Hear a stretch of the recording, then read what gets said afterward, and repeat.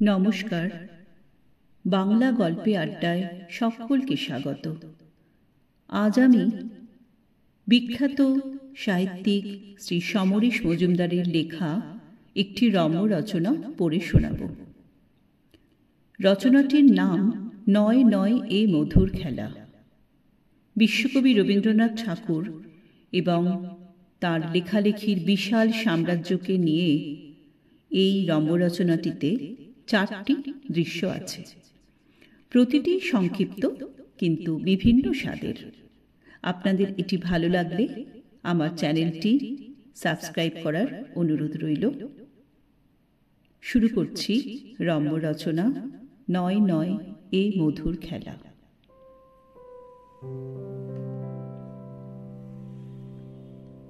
দৃশ্য 1।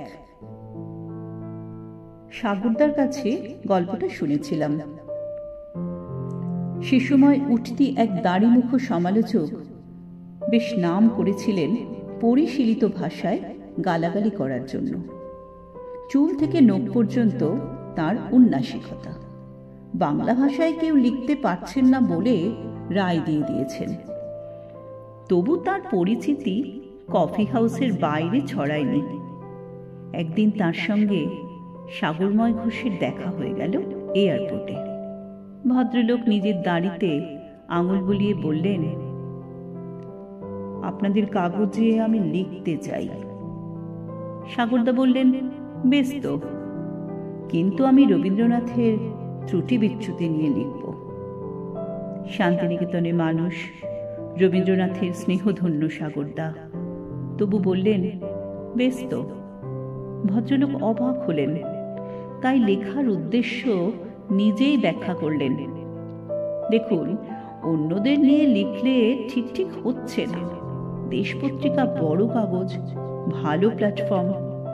আমি তাই ওই কাগজে রবীন্দ্রনাথকে নিয়ে লিখতে চাই, যা পাঠকরা হজম করতে পারবেন না। সাগরদা বলেছিলেন, বেশ তো, তবে একটু অপেক্ষা করতে হবে।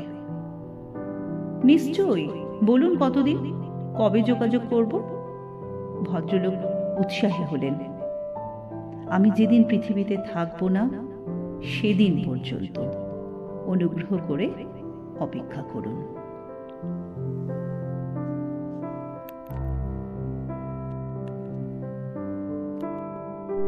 দৃশ্য 2। একজন বিখ্যাত কবি লিখে ফেলেছিলেন যে রবীন্দ্রনাথের বেশিরভাগ কবিতাকেই আর তার কবিতা বলে মনে হয় না। সঞ্চয়িতার অনেক কবিতাকেই স্বচ্ছন্দে বাদ দেওয়া যায়। তার এই বক্তব্য পড়ে উদ্বুদ্ধ হয়ে কয়েকজন তরুণ কবি স্থির করলেন তারা 2002 সালে সঞ্চয়িতাকে এডিট করে বাজারে ছাড়বেন। কাজ শুরু হওয়ার আগে তারা আলোচনা করতে গেলেন প্রবীণ কবির বাড়িতে। একটা গাইডলাইন চাই।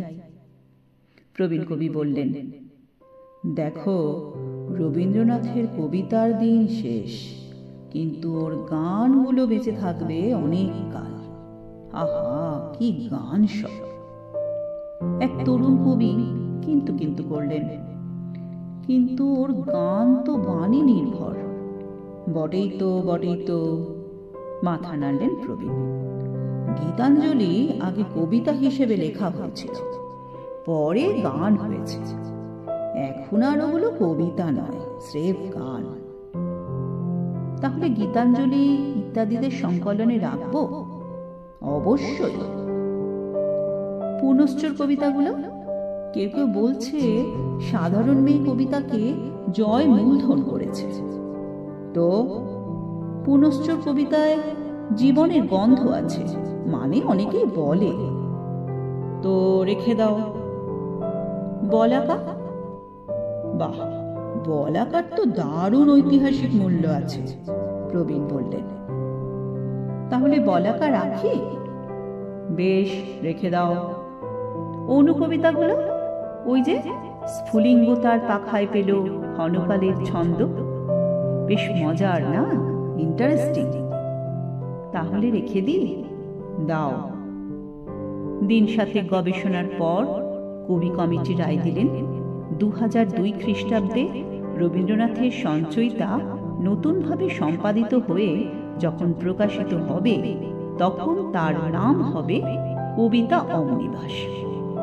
একঘেয়ে মলাটের বদলে বিকাশ ভট্টাচার্য অথবা গণেশ পাইনকে দিয়ে গ্রন্থটির মলাট আঁকানো হবে। এছাড়া প্রতিটি কবিতার ভাবরূপ ফুটিয়ে তুলতে ওই দুই শিল্পীকে অনুরোধ করা হবে। জিটিপি করলে কবিতা অমনিবাসের আয়তন অনেক কমে যাবে, ফলে দাম বাড়বে না। দৃশ্য ৩। রবীন্দ্র সদন। আজ রবীন্দ্রনাথের লেখক জীবনের ১৩০ বছর পূর্তি উৎসব। প্রেক্ষাগৃহ পরিপূর্ণ, বাইরেও মাইক দেওয়া হয়েছে। মঞ্চের বাঁ দিকে বসে আছেন ৫০-৬০ দশকের লেখক এবং কবিরা, যারা একসময় আলোড়ন তুলেছিলেন, তরুণ তুর্কি ছিলেন, এখন প্রায় জরাগ্রস্ত। ডান দিকে বসে আছেন ৭০ থেকে আজ পর্যন্ত নব্য তরুণ তুর্কি কবিরা, মাঝখানে রবীন্দ্রনাথ। বিয়ের আসরে বরের মতো তিনি মাথা নত করে আছেন। অনুষ্ঠান শুরু হলো। ঘোষক বললেন, আজকের এই সন্ধ্যায় একটি অভিনব অনুষ্ঠান হতে চলেছে। আজ পর্যন্ত কোনো বাঙালি লেখকের লেখালেখি ১৩০ বছর ধরে চলে। রবীন্দ্রনাথ লিখছেন, লিখিয়ে নিচ্ছেন। ১৯৪১ পর্যন্ত তিনি লিখেছেন, আর তারপর থেকে আমরা তাঁকে নিয়ে লেখালেখি চালিয়ে যাচ্ছি। প্রকারান্তরে সেটা তো তাঁরই লেখা। প্রথমেই গান গাইতে আসছেন বিখ্যাত শিল্পী স্বপ্ননীল চক্রবর্তী। প্রচণ্ড হাততালি পড়ল।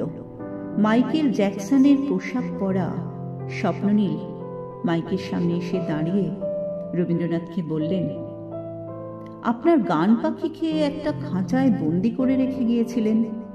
আগামী বছর সেই পাখি মুক্তি পাচ্ছে, তারই আনন্দে এই গান শুনুন। কান ফাটানো বাজনা, মাইক হাতে শরীর বিকিয়ে স্বপ্ননীল গাইতে লাগলো, খর বায়ু বয়ে বেগে। ঢেউ লাগলো প্রেক্ষাগৃহে, নাচতে শুরু করলো সবাই। রবীন্দ্র সদনের বাইরে ট্রাফিক জ্যাম, মাইকে সেই গান শুনে। গান শেষ হলে ৫০ দশকের লেখকদের প্রতিনিধি উঠলেন। সালা, যা লিখতে চাই তাই আপনি লিখে গেছেন। এই একচেটিয়া পুঁজিবাদের বিরুদ্ধে গর্জে উঠে খালাসিটোলায় বসে আবিষ্কার করলাম বস্তি জীবন, অভাবী মানুষের সংগ্রামী জীবন এবং নরনারীর শরীরের চাহিদার নগ্ন রূপ লেখার সাহস আর অভিজ্ঞতা আপনার ছিল না। আপনার সঙ্গে টক্কর দিতে সেগুলোই হাতিয়ার করেছিলাম। তরুণ কবি বলে উঠলেন, পাবলিক ওর বই কিন্তু একসময় আলমারি সাজাবে বলে। এ কি অন্যায় কথা! অত শাস্ত্রসম্মত লেখা কেউ আজকাল পড়ে না। আজ শেক্সপিয়ারের লেখা রিমেক হচ্ছে, ম্যাকবেথের কত নতুন ইন্টারপ্রিটেশন হয়েছে। আমি রবীন্দ্রনাথকে বাঁচিয়ে রাখতে চাই, আর একটা বছর যাক। আমি রবীন্দ্রনাথের কবিতাগুলো রিরাইট করব, যাতে তিনি কাল অতিক্রম করতে পারেন। প্রেক্ষাগৃহ হাততালিতে ফেটে পড়লে পর্দা নামল। কুমোরটুলির এক শিল্পী হাত বাড়ালেন, ভাড়াটা দিন, ওই মূর্তি নিয়ে আর এক জায়গায় যেতে হবে, বায়না নিয়েছি।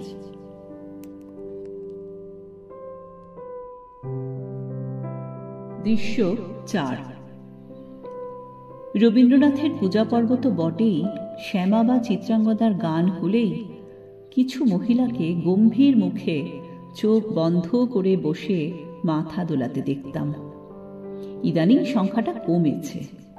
এদের বয়স ৪০ থেকে ৮০ কোঠায়। ওরকম অনুষ্ঠানে যাওয়ার সময় এদের পরনে সাধারণত বড়দের শাড়ি থাকে, বেশ শুদ্ধ শুদ্ধ ভাব। শান্তিনিকেতনে এদের একসময় যাতায়াত ছিল, অনেকে থেকেওছেন সেখানে বেশ কিছুকাল। কেউ কেউ রবীন্দ্রনাথের সান্নিধ্যেও এসেছেন। এরকম একজনের সঙ্গে আমার কিছু কথাবার্তা হয়েছিল। গুরুদেব, ওর কথা আর কি বলবো। তবু এই যে আমার এই কাঁধটা দেখছো, এখানে হাত না রেখে তিনি হাঁটতেই পারতেন না। দেখা হলেই বলতেন, ওরে তোর কাঁধটা দে। সে কি, এ কথা তো আরেকজন বিখ্যাত দেবী, যিনি রবীন্দ্রনাথের কাছের মানুষ ছিলেন, তার মুখে শুনেছি। ছাই ছিলেন, বানিয়ে বানিয়ে বললেই হলো।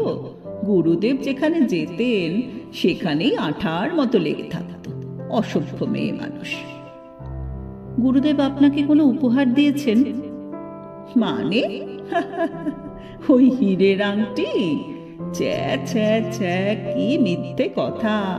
শান্তিনিকেতনের জন্যে সর্বস্ব দিয়েছেন যিনি, তার পক্ষে একটা বাচ্চা মেয়েকে কি হীরের আংটি দেওয়া সম্ভব? তবে হ্যাঁ, আমি না এখনো ওই শাড়ি আর জামা কাচিনি। কোন শাড়ি? ওই যে গুরুদেব যখন আমার কাঁধে হাত রাখতেন তখন যা পরে থাকতাম, আলমারিতে রেখে দিয়েছি, মাঝে মাঝে বের করে দেখি। বাহ! আর একটা কথা তোমাকেই বলছি, 5 কান করো না যেন। কানাকানি করব না, এটুকু বলতে পারি।